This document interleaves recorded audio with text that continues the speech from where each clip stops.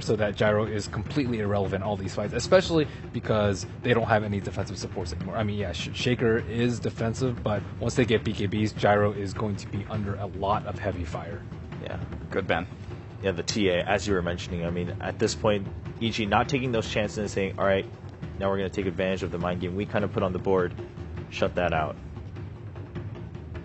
So what else has Shiki played that remains in the pool now?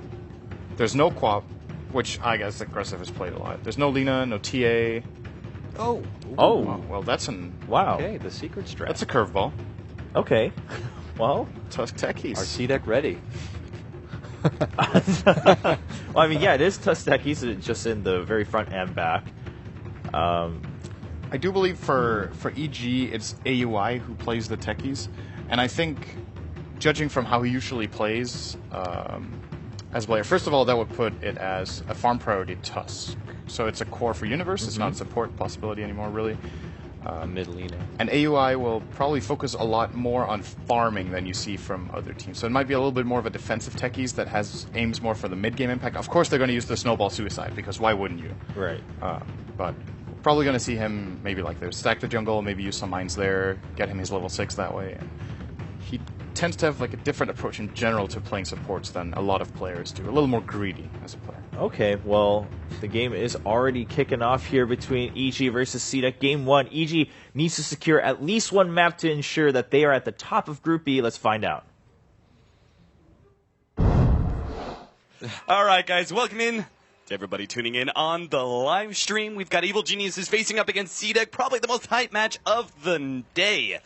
C-Deck have been doing extraordinarily well in the group stage, probably blowing pretty much even the most fervent C-Deck fanboys' wildest dreams out of the water with their performance so far.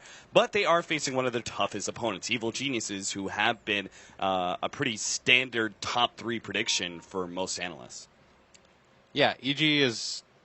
You look smart by just calling EG a top team, right? Mm-hmm. Like, it's That's not why a very I say it all the difficult. time. Yeah, it's not a very difficult association to make. You say, it's like saying Secret's going to be really good at this international. All right, or LGD. Like everybody thought LGD was. I think that was. I know people like to say Vici, but I'm pretty sure I heard most of the personalities. No, way more people say had LGD. Yeah, LGD as like a 3rd place slot, and Vici Gaming was more like a 5th place slot. So things are kind of evening out.